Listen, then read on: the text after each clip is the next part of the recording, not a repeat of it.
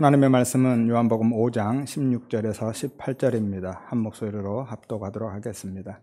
그러므로 안식일에 이러한 일을 행하신다 하여 유대인들이 예수를 박해하게 된지라. 예수께서 그들에게 이르시되 내 아버지께서 이제까지 일하시니 나도 일한다 하시매, 유대인들이 이로 말미암아 더욱 예수를 죽이고자 하니 이는 안식일을 범할 뿐만 아니라 하나님을 자기의 친아버지라 하여 자기를 하나님과 동등으로 삼으심이로라. 아멘. 여러분 안녕하세요. 반갑습니다. 한 주간도 평안하셨어요? 오늘은 안식일과 주일에 대해서 말씀을 나누도록 하겠습니다. 지난주에 예수님이 38년 된 병자를 치유하신 사건에 대해서 나눴었죠. 그런데 그날이 언제였어요? 예수님이 치료하신 날이 안식일이었어요. 9절에 보면 곧 나아서 자리를 들고 걸어가니라. 이날은 안식일이니라 라고 말씀하죠. 그리고 예수님은 그 일 때문에 큰 곤경에 처합니다. 오늘 본문에도 그것 때문에 예수를 죽이고자 했다고도 하죠. 16절에도 보면 그러므로 안식일에 이런 일을 행하신다 하여 유대인들이 예수를 박해했다라고 말씀하죠. 그러면 예수님은 그러한 사실을 모르고 계셨을까요? 안식일에 그 일을 행하면 유대인들이 자신을 박해하고 죽이고자 할 거라는 것을 모르셨을까요? 당연히 아시죠. 전지하신 하나님이시잖아요. 그럼 왜 그러셨을까요? 한 번만 더 생각해 보세요. 예수님이 고친 사람은 38년 동안이나 그 병을 앓고 있던 사람이에요. 그러니까 하루 더 기다린다고 해서 큰 일이 일어나는 것 아니잖아요. 지금 당장 시급한 일 아니잖아요. 내일 고쳐도 된다라는 거예요. 그런데 왜 굳이 안식일에 그 일을 행하셔서 유대인들의 미움과 박해를 자초하셨느냐라는 거죠. 사실 예수님이 안식일에 이런 일을 행하시는 것이 한두 번이 아닙니다. 매번 안식일에 병자를 고치셨어요. 마태복음 12장 13절에서 14절에 그 사람에게 이르되 손을 내밀라 하시니 그가 내밀매 다른 손과 같이 회복되어 성하더라. 바리새인들이 나가서 어떻게 하여 예수를 죽일까 의논하거늘 이라고 말씀하죠. 12절에 보면 그날이 바로 안식일이었다라고 합니다. 예수님이 안식일에 회당에 들어가셔서 손 마른 사람을 치료하신 거예요. 그리고 그 일로 인해서 바리새인들이 역시 예수님을 죽이려고 했다라는 거죠. 누가복음 13장 14절에도 회당장이 예수께서 안식일에 병 고치는 것을 보고 분내어 무리에게 이르되 일할 날이 엿새가 있으니 그동안에 와서 고침을 받을 것이고 안식일에는 하지 말아라 라고 이야기하죠. 예수님이 안식일에 18년 동안 귀신 들려서 허리가 굽은 여자를 치료해 주신 거예요. 그러자 회당장이 분을 내었다고 합니다. 여기서 분은 매우 분개하고 격분하는 것을 의미해요. 예수님은 정말 왜 그러실까요? 어떻게 보면 일부러 유대인들의 화를 돋우고 있는 것처럼 보이지 않나요? 마치 그들의 반발과 저항을 유도하고 있는 것처럼 보여진다라는 거예요. 예수님이 굳이 안식일에 병자를 고치고 귀신을 추방하고 계신 것은 당신이 구원자이시다. 예수님 당신이 참된 안식이 되신다라는 것을 상징적으로 보여주고 계신 거예요. 그래서 표적이라고 하죠. 예수님이 그리스도이심에 대한 이정표, 표적입니다. 그래서 계속해서 안식일에 그 일을 행하고 계신 거예요. 복음서에서 겹치는 부분을 빼면 정확히 7번 안식일에 치료하신 사건이 나옵니다. 마태복음에 1번 손 마른 자를 치료했죠. 마가복음에 2번 귀신 들린 자와 귀 먹고 말 더듬는 자를 치료하셨습니다. 누가복음에 2번 허리 굽은 여자와 수종병자를 치료하셨고요. 요한복음에 2번 38년 된 병자와 맹인을 치료해 주셨습니다. 예수님이 정확히 7번 그 일을 행하신 것은요, 그 모든 것들이 예수님의 새 창조 사역에 대한 모형이고 예수님이 안식의 완성이 되심을 보여주고 있는 거예요. 하지만 옛성전과 율법에 갇힌 유대인들은 그 진리를 전혀 알지 못했죠. 그래서 율법과 규례를 가지고 예수님을 판단하고 정죄했습니다. 10절에 유대인들이 병 나은 사람에게 이르되 안식일인데 내가 자리를 들고 가는 것이 옳지 않다고 하죠. 그리고 16절에 그러므로 안식일에 이런 일을 행하신다 하여 유대인들이 예수를 박해했다라고 합니다. 유대인들은요, 안식일 계명에 담아서 주신 그 진리는 알지 못한 채 안식일을 문자적으로만 철저하게 지키고 있었다라는 거예요. 그들에게는요, 토라라는 613가지의 율법이 있었습니다. 그 중에서 39가지가 안식일에 해당되는 계명이었어요. 38년 된 병자는요, 그 중에서 35번째 운반 금지 조항을 어긴 거예요. 안식일에는 물건을 옮기면 안 되거든요. 그래서 10절에 안식일인데 네가 자리를 들고 가는 것이 옳지 않다라고 한 거고요. 왜냐하면 그들은 안식일에는 손수건 한 장도 들고 가지 않았습니다. 팁을 하나 드릴까요? 토라의 613가지 율법은요, 248개의 긍정 명령과 365개의 부정 명령으로 되어 있습니다. 왜냐하면 탈무드에 의하면 사람에게는 248개의 뼈와 365개의 힘줄이 있다고 생각했기 때문이에요. 실제로 그렇다는 것이 아니라 그들이 그렇게 생각했습니다. 그리고 뼈는 몸의 행동기관으로서 긍정명령을 상징하고 있고요. 힘줄은 억제기관으로서 부정명령을 의미한다고 생각했습니다. 게다가 그들은요, 미슈나라는 율법 해설서를 만들어서 613개의 율법을 4,000개가 넘는 조항으로 늘려버렸어요. 그 중에서 39가지 이 안식일 규례는 수백 가지의 세부적인 조항으로 추가로 규정되었다라는 거죠. 많은 조항들이 밭을 갈거나 씨를 뿌리거나 거두고 타작하는 등의 일과 관련되어 있고요. 음식을 조리하거나 물건을 운반하거나 치료하는 행위들, 문서를 작성하는 일들에 대한 일반적인 생활에 대한 것들도 광범위하게 포함되어 있습니다. 그 중에는 정말 어이없고 말도 안 되는 황당한 것들도 많습니다. 몇 개만 소개해 드릴까요? 안식일에는요, 침을 뱉어서는 안 됩니다. 아니, 침을 뱉는 것 자체는 허용이 돼요. 그런데 땅에 뱉으면 안 돼요. 왜냐하면 침이 땅에 스며들면 흙이 조금 내려가잖아요. 그것을 밭간 것으로 그들은 생각했거든요. 그래서 꼭 침을 뱉어야 되는 상황이면 단단한 돌이나 단단한 곳에 침을 뱉어야 됐다는 거죠. 안식일에는요, 신발끈도 묶지 않았습니다. 그것도 역시 일한 것으로 간주했거든요. 그래서 끈이 없는 신발을 그냥 신었습니다. 안식일에는 아이를 업고 가서도 안 되고요. 왜냐하면 그건 운반하는 거잖아요. 그래서 운반 행위 금지에 걸리기 때문에 아이를 업고 갈 수 없습니다. 걸어가야 돼, 다. 거울도 보면 안 됩니다. 왜냐하면 거울 보다가 흰머리 보이면 뽑을 수 있으니까 거울 못 보게 하는 거예요. 이 뽑는 것은 수확하는 행위로 간주하거든요. 글씨도 2자 이상 쓰면 안 됩니다. 그러니까 애들이 놀다가 흙바닥에다 아빠 쓰면은 그거는 안식일을 범한 거예요. 왜냐하면 창조 행위로 그들은 생각했기 때문이죠.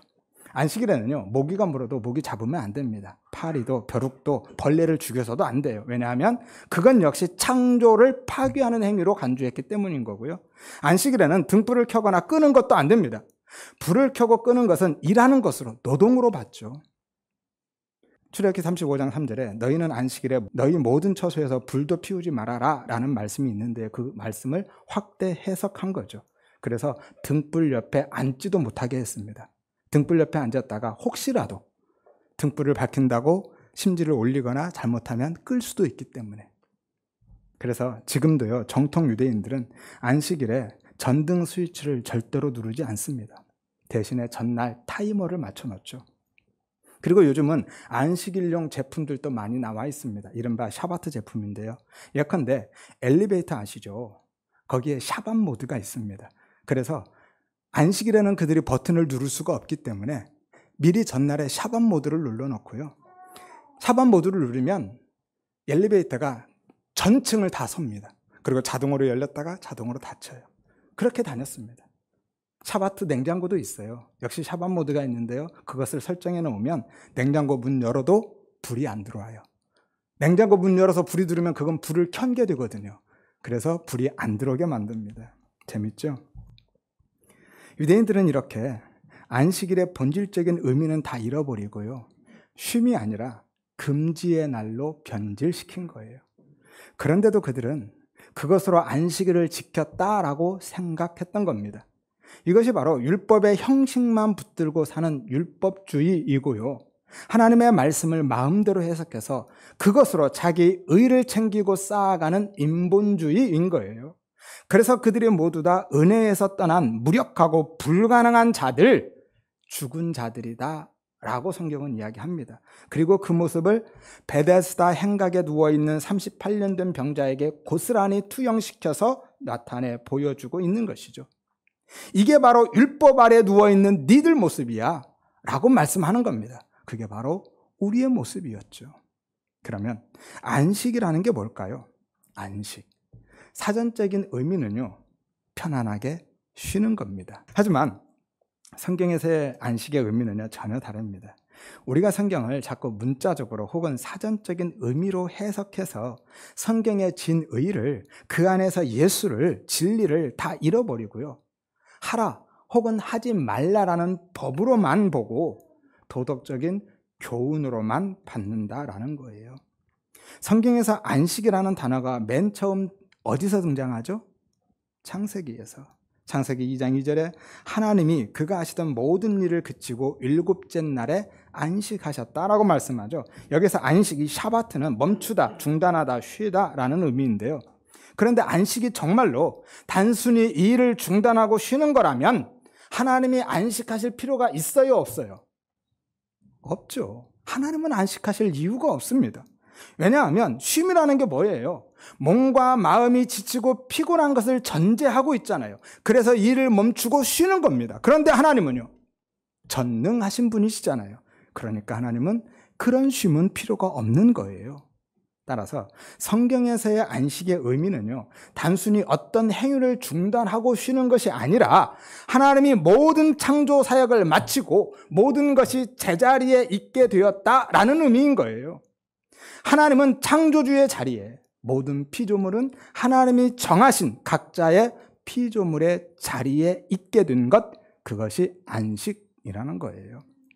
따라서 하나님의 안식은요, 창조의 완성으로 말씀하고 있는 것이지 창조 이후의 쉼의 의미로 말씀하고 있는 것이 아니다라는 거예요. 그리고 그 상태가, 하나님이 정하신 각자의 자리에 있는 상태가 바로 샬롬, 평화의 상태인 거예요. 하나님 안에서의 안식인 거고요, 하나님과의 관계에서의 평화입니다. 그래서 피조물들이 자기 자리를 벗어나면 그 안식과 평화가 깨지는 거예요. 따라서 참된 안식의 회복은요, 원래 우리의 자리, 피조물의 처음 자리로 돌아가는 것이 안식을 회복하는 거고요, 이것이 창조 질서를 회복하는 거예요. 그런데 그 자리가 어디입니까? 우리의 처음 자리. 그 자리가 어디죠? 하나님만, 그 은혜만 의존해서 살아가는 삶이 우리의 처음 자리인 거예요. 모든 판단과 결정은 다 하나님께 맡기고 오직 하나님의 판단과 결정을 따라서 살아가는 자기 부인의 삶이 피조물의, 우리의 처음 자리라는 거예요. 하지만 아담 안에서 선악과를 먹고 하나님처럼 된 인간들은요, 자신의 힘과 의지로는 그 자리로 돌아갈 수가 없습니다. 돌아가려는 시도조차 할 수 없고요, 돌아가야 한다는 생각조차도 할 수 없습니다. 그래서 예수님이 오신 거예요. 우리를 그 처음 자리로, 자기 부인의 자리로 돌아가게 하기 위해서, 돌려보내기 위해서 예수님이 오셨습니다. 예수님이 오셔서 깨어진 안식을 회복하고 하나님과 다시 화목하게 하시고 평화하게 하시고 참된 샬롬의 삶을 살게 하신 것이죠. 이것이 구원인 겁니다. 그런데 그 방법이 뭐예요? 십자가죠. 창조주이신 예수님이 친히 피조물의 자리, 온전한 자기 부인의 자리로 내려가셔서 우리를 당신과 연합시키심으로 회복시킨 거예요. 따라서 우리의 안식과 평화는요, 오직 예수 안에서만, 예수에 의해서만 가능하다라는 겁니다. 그래서 골로새서 1장 17절에 보면 만물이 그 안에서, 예수 안에서 함께 섰다라고 말씀하죠. 만물이 예수 안에서 혹은 예수에 의해서라는 의미예요. 자기 자리로 돌아갔고 그 자리를 유지하게 되었다라는 의미입니다. 그러니까 예수 밖에 있는 사람들, 예수 믿지 않는 사람들은요, 참된 쉼과 안식, 평화가 있어요, 없어요? 없어요.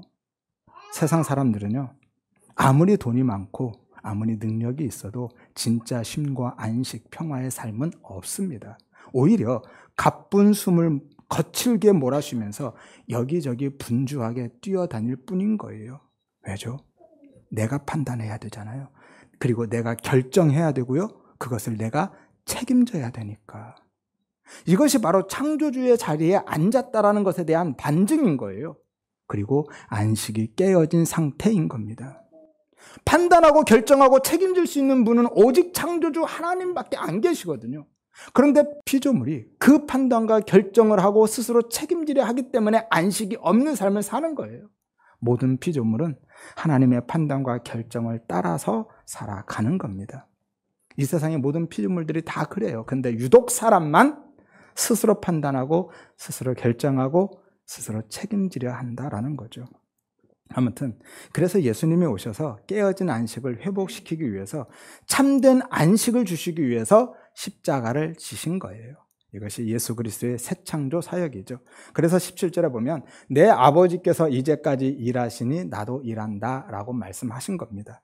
그러니까 하나님은요, 지금도 38년 된 병자 같은 무력하고 불가능한 당신의 백성들을 이 역사 속에서 구원하시는 일을 계속하고 계신 것이죠. 이것이 하나님이 하시는 일인 거예요.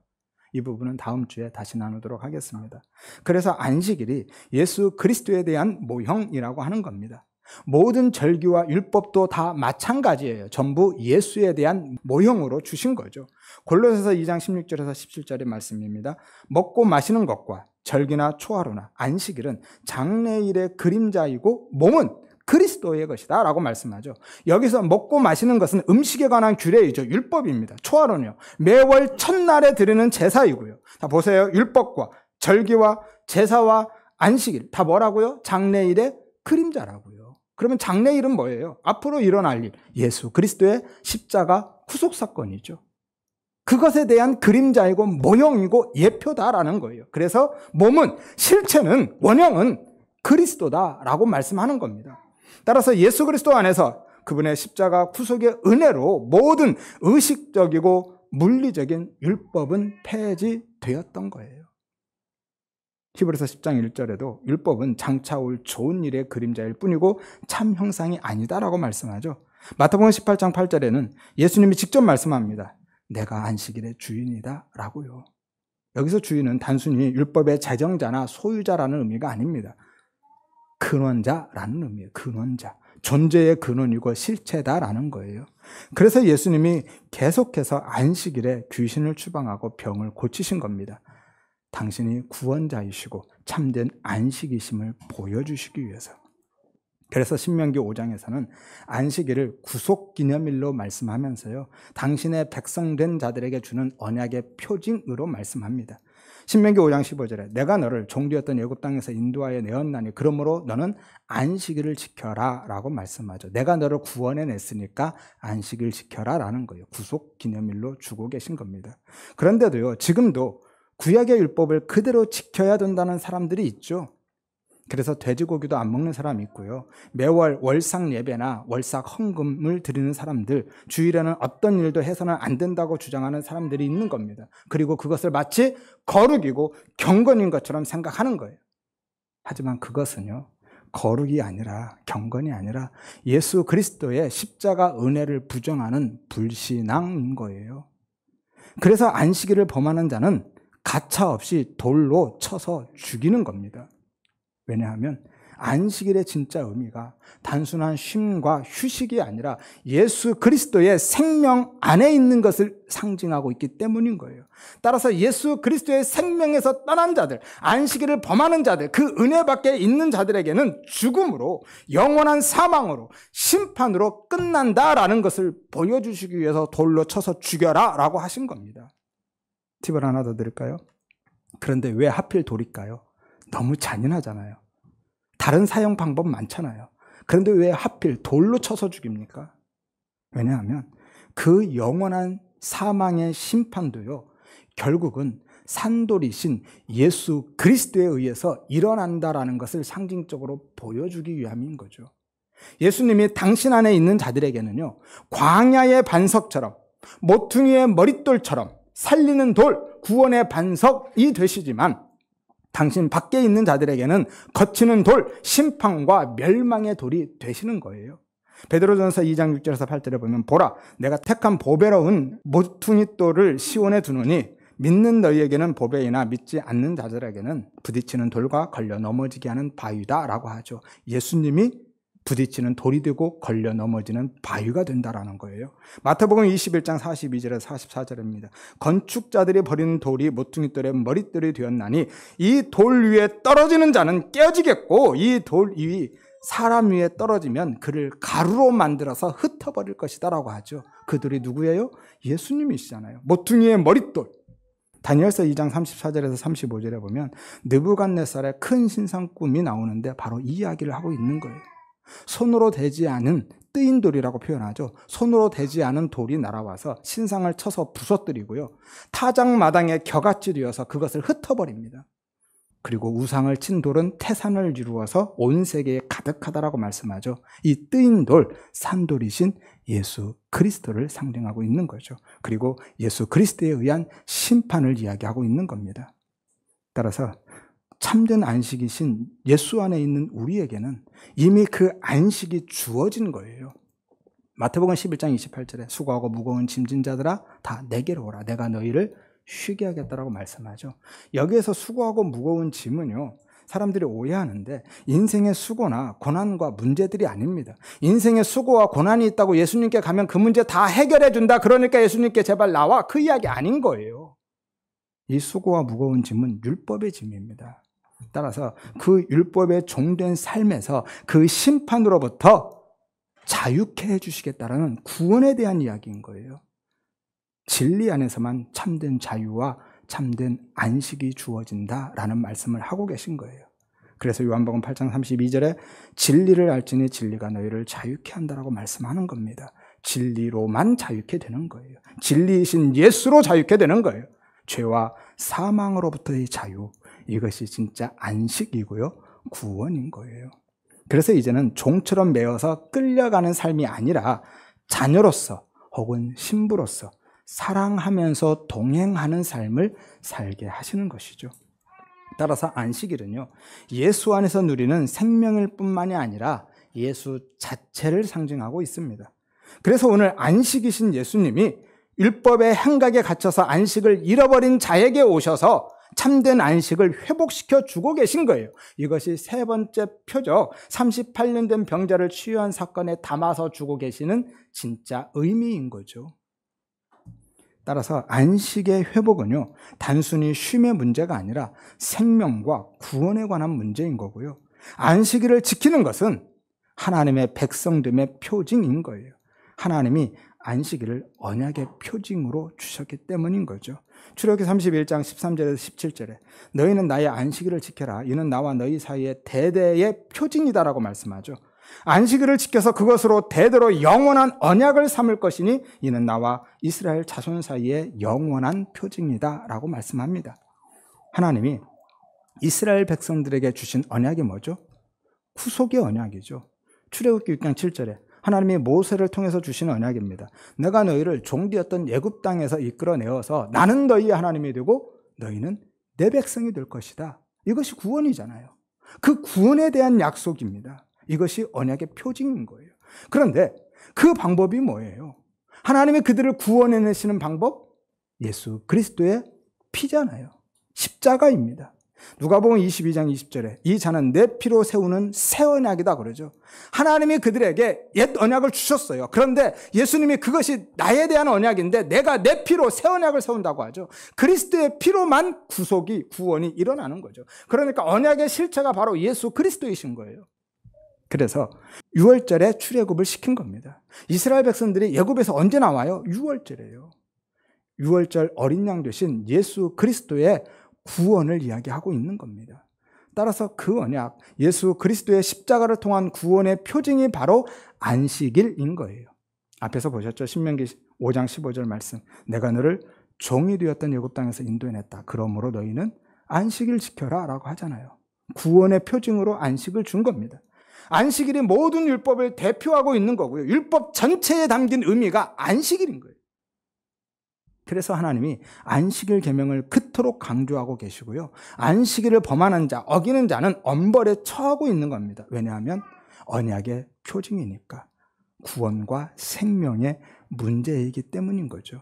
따라서 안식일을 지키지 않는다라는 것은요, 그 언약 밖에 있는 자라는 거고 생명에서 끊어진 자, 죽은 자다라는 거예요. 그래서 안식일을 범하는 자들은 어떻게 한다고요? 돌로 쳐서 죽인다니까요. 출애굽기 31장 14절에도 너희는 안식일을 지킬지니 그날을 더럽히는 자는 죽여라 라고 하죠. 백성 중에서 그 생명이 끊어지리라. 출애굽기 35장 2절에도 누구든지 이날에 일하는 자는 죽일지니라 라고 말씀하죠. 하나님이 지금 난폭한 폭군이라서 그런 것이 아니라 예수 그리스도의 십자가 은혜 외에는 구원이 없다라는 것을, 죽음과 멸망밖에 없음을, 그 복음을 설명해 주시기 위해서 모형으로 주고 계신 거예요. 할례 언약도 마찬가지고요. 그래서 할례 받지 않는 자들도 죽이는 겁니다. 그래서 이스라엘 전체가 안식일을 범하게 되자 하나님이 어떻게 하십니까? 그 이스라엘 백성 전체를 멸망시켜버리는 거예요. 실제로 그들을 멸망시켜버립니다. 에스겔서 20장 13절에 이스라엘이 나의 안식일을 크게 더럽혔으므로 내가 내 분노를 그들에게 쏟아서 멸하리라 라고 말씀하죠.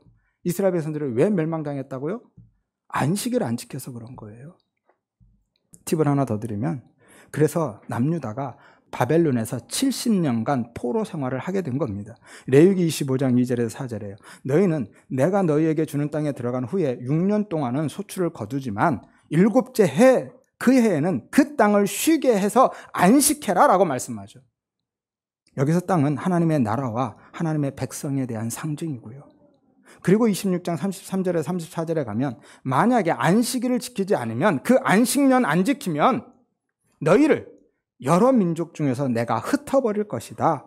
그래서 너희가 원수의 땅에서 살 동안에 그 땅이 안식을 누리게 하겠다라고 경고하십니다. 그런데 그들이요, 욕심 때문에, 이스라엘 백성들이 욕심 때문에 6년 동안이라고 1년을 쉴 수가 없는 거예요. 그래서 그 안식년을 지키지 않은 겁니다. 그리고 그것은요, 그냥 단순히 내 욕심이 아니라 하나님이 그들의 필요를 채우고 자신의 삶을 책임지심에 대한 불신앙인 거예요. 그리고 그 결과로 그들은 하나님의 생명에서 끊어진 자가 된 거고요. 그래서 하나님이 실제로 이스라엘 백성들을 멸망시켜버리고 이스라엘 땅을, 그들을 강제로 안식하게 만드신 겁니다. 역대하 36장에 보면 갈대아 왕이 나오는데요. 바벨론 왕 느부갓네살이죠. 그가 예루살렘을 침략해서 수많은 사람들을 학살하고요. 나머지는 포로로 다 끌고 갑니다. 그리고 21절에 보면 이에 토지가 황폐하여서 땅이 안식년을 누림같이 안식하여서 70년을 지냈다라고 하죠. 이스라엘이요, 사사시대 끝자락부터 엘리 제사장 때부터 안식년 제도를 지키지 않았습니다. 그때가 BC 약 1080년 정도 되거든요. 그리고 남유다가 BC 586년에 멸망하니까요, 엘리 때부터 약 490년 동안 안식년을 지키지 않은 거예요. 그러면 몇 번 안 지켰어요? 77에 49, 70번 안 지킨 거예요. 여기서 7은 안식의 수고요. 10은 완전수죠. 안식이 완전히 깨지고 파괴되었다는 것을 의미하고 있는 거고요. 그래서 하나님이 그들을 70년 동안 포로로 보내버린 겁니다. 그리고 안식년을 한꺼번에 강제로 다 지키게 하셔서 그 깨어진 안식, 생명을 다시 회복시켜서 돌려보낸 거예요. 따라서 이스라엘의 바벨론 포로 70년은요, 단순히 안식일 안 지켰다고 이스라엘 백성들에게 주고 계시는 심판과 멸망, 형벌이 아니라 인간에 의해서 깨어진 안식을 하나님이 다시 회복시키신 겁니다. 그리고 이것 때문에 이스라엘 백성들의 이후로는 안식일에 목숨 겁니다. 그런데 문제는 그 안식일을 율법적으로만, 문자적으로만 지켰다라는 게 문제인 거죠. 아무튼 그래서 예수님이요, 그 언약의 표징으로 실체로 오셔서 참된 안식을 회복시켜 주신 겁니다. 이것이 예수 그리스도의 구속 사역인 거예요. 따라서 안식일을 지키는 것이 구원받은 하나님의 백성됨의 표징인 거고요. 쉽게 말해서 구원받은 성도의 증표, 신분증인 거예요. 그러니까 안식일을 안 지키면 하나님의 백성 아니다라는 거죠. 마태복음 11장 28절 말씀드렸죠. 수고하고 무거운 짐진 자들아 다 내게로 오라, 내가 너희를 쉬게 하겠다라고 말씀하셨죠. 그리고 이 수고하고 무거운 짐은 인생의 고난이나 수고가 아니라 율법의 짐이라고 말씀드렸습니다. 우리 모두는요, 이 38년 된 병자처럼 베데스다의 율법의 행각 안에서 그 율법의 짐을 지고 살아가고 있는데 안식의 실체이신, 안식 자체이신 예수님께서 참된 쉼과 안식을 주신다라는 말씀인 거예요. 그래서 하나님이 안식일에 복을 주셨다라고 말씀하고 계신 겁니다. 조금 어려운 부분인데요. 깨닫는 은혜를 구하시면서 조금만 더 따라오시기를 바랍니다. 창세기 2장 3절에 보면 하나님이 그 일곱째 날을 복되게 하사 거룩하게 하셨다라고 말씀하죠. 출애굽기 20장 11절에도 그러므로 나 여호와가 안식일을 복되게 하여 그날을 거룩하게 했다라고 말씀합니다. 이 말씀은요, 주일 성수하면 복 주신다 그런 이야기 아닙니다. 여기서 복이 뭐예요? 예수예요. 구약에서의 모든 복은요, 다 참 복이신, 복의 실체이신 예수에 대한 모형으로 주신 거예요. 그러니까 안식일을 복되게 하셨다라는 것은요, 하나님이 그 안식일에 그 복을, 예수의 십자가 구원의 복을 담아서 주셨다라는 구원에 대한 이야기를 하고 계신 거예요. 창조기사에도 복이 또 나오는데요. 하나님이 여섯째 날에 사람을 만드시고 그들에게도 복을 주셨다고 하죠. 창세기 1장 28절에 하나님이 그들에게, 여기서 그들이 누구예요? 아담과 하와죠. 복을 주시며 하나님이 그들에게 이르되 생육하고 번성하여 땅에 충만하라 라고 하셨는데, 여기서 복은요, 보이는 물질 세계 안에서 공간 안에 담아서 주신 복입니다. 쉽게 말해서 그들의 삶 가운데 주신 물리적인 복이 맞아요. 하지만 일곱째 날에 주신 복은요, 안식일이라는 시간 안에 담아서 주신 복이에요. 물리적인 공간이 아니라 시간이라는 볼 수도 없고 만질 수도 없고 통제할 수 없는 초월적인 영역의 복을 담아서 주신 겁니다.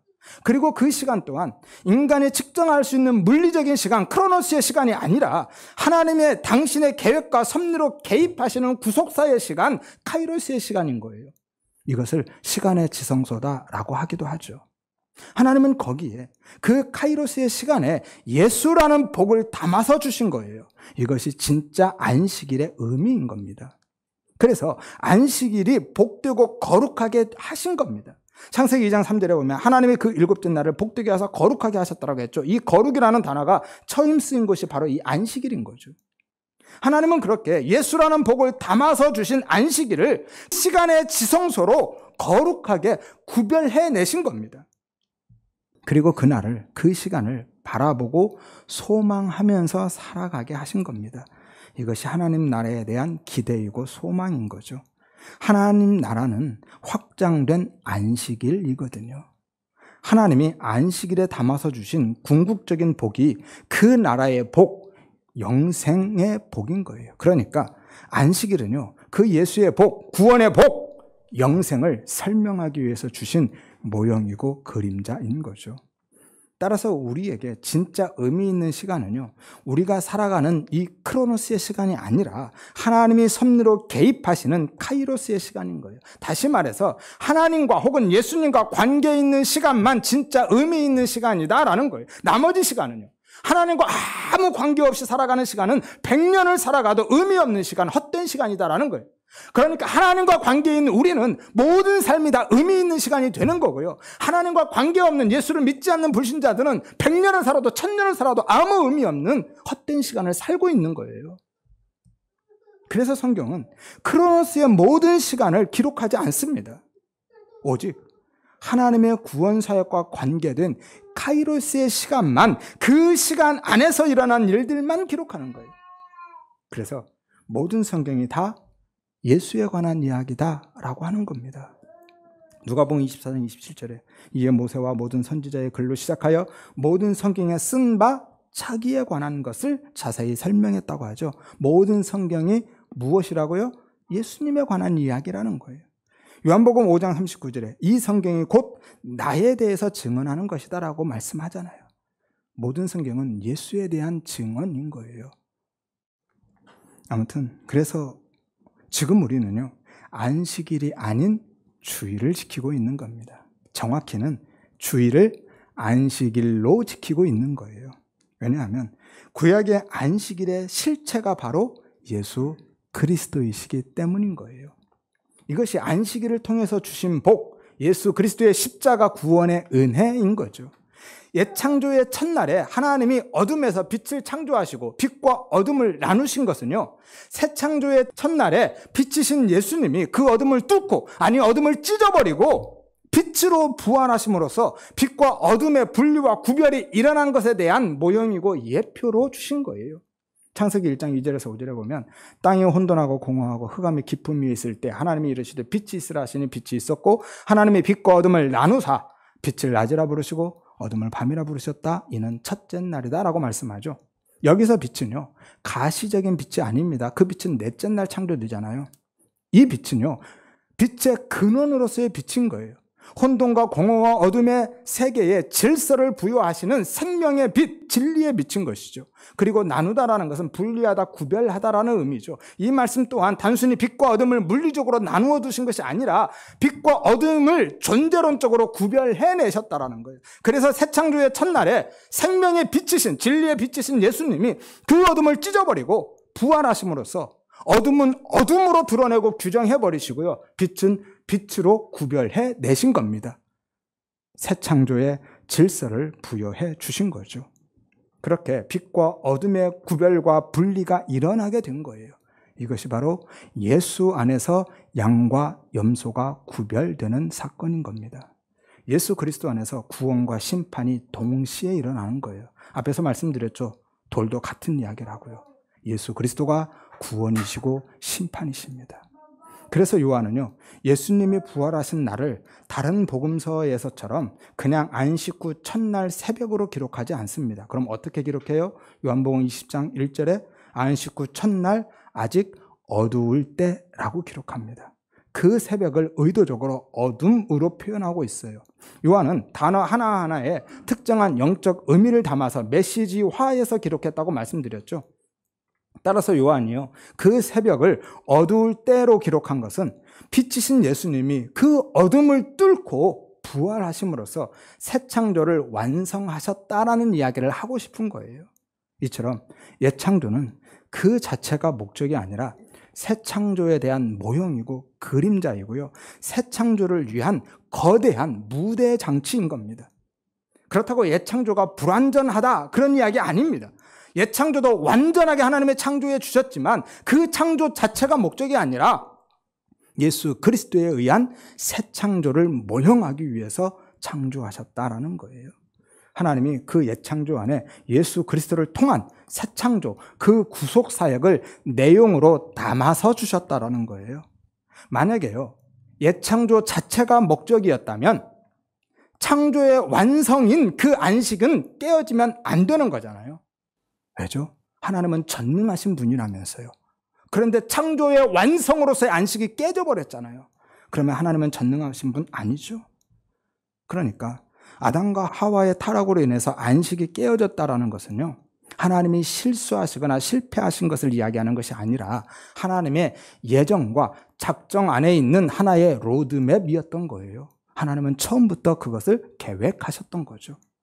그래서 전에 제가 선악과는 먹지 말라고 주신 것이 아니라 먹으라고 주셨다라고 말씀드린 겁니다. 이거 설명드리면 조금 돌아가는데 잠깐 설명드릴게요. 만약에요, 안 먹는 게 목적이었다면 선악과를 그렇게 주면 안 되는 겁니다. 어떻게 줘야 돼요? 먹으면 안 되는 것이었다면 안 보이는데 뒀어야죠. 아니면 아무리 해도 손이 안 닿는 높은 곳에 두시든지, 아니면 쳐다보기만 해도 막 구토가 나올 만큼 혐오스럽게 만들어 주시든지, 그래야 안 먹죠. 그런데 어떻게 만들어 주셨어요? 먹음직하고 보암직하고 지혜롭게 할 만큼 탐스럽게 하셔서 어디에 두셨어요? 동산 중앙에. 하나님이 지금 사탄처럼 아담과 하와를 죄로 유혹하고 미혹하고 계신 거예요? 아니잖아요. 그리고 하나님이 아담과 하와가 선악과를 먹을 것이라는 것을 모르셨을까요? 당연히 아셨죠. 아셨습니다. 왜요? 전지하신 하나님이잖아요. 하나님이 왜 주셨냐면 먹으라고 주셨다니까요. 결국은 그건 하나님의 계획과 작정 속에 있었던 거예요. 그래서 그건 먹고, 내가 이 선악과를 안 먹는 행위로 사는 것이 아니라 하나님의 거저주시는 은혜로 그 은혜에 덮여서 사는 거구나라는 것을 알라고 주신 거예요. 하나님이 선악과를 주시며 먹는 나라는 반드시 죽는다고 하셨죠. 아담과 하와가 죽었어요? 아니에요. 실제로 영적으로 죽었죠. 근데 하나님이 다시 살리시잖아요. 어떻게 해요? 가죽옷을 입히셔서 살리시는 겁니다. 반드시 죽으려면 진짜 죽이고 끝났어야 돼요. 지옥 보내고 끝났어야 됩니다. 근데 하나님이 다시 살려버려요.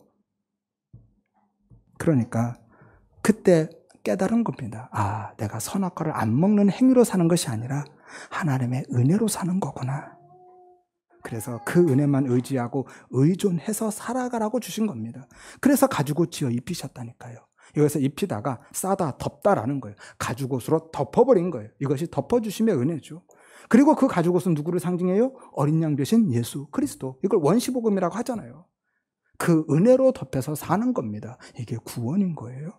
그래서 이스라엘 백성들에게 율법을 주신 겁니다. 똑같은 구조를 가지고 있어요. 율법 왜 주셨어요? 지키라고 주신 것 아니에요. 못 지킨다라는 걸 알고 예수 그리스도를 바라보고 그 은혜를, 예수 그리스도를, 그 복음을 붙들라고 주신 거예요. 선악과를 주셨을 때와 동일한 말씀인 거예요. 분명히 말씀하셨죠. 먹으면 반드시 죽는다 그랬죠. 율법 이거 안 지키면 니들 반드시 죽는다. 똑같이 말씀하셨어요. 그런데 하나님이 이스라엘 백성들의 율법을 못 지킨다는 것은 모르셨겠어요? 아셨죠. 그런데 왜 주셨어요? 못 지키면 죽인다고 하면서. 그럼 실제로도 죽였어야죠. 하나님이 다시 살리시잖아요. 포로에서 다시 회복시켜 보내버리잖아요. 똑같은 구조라니까요. 못 지킨다라는 것을 깨닫고, 아, 내가 율법 지키는 그 행위로 사는 것 아니구나.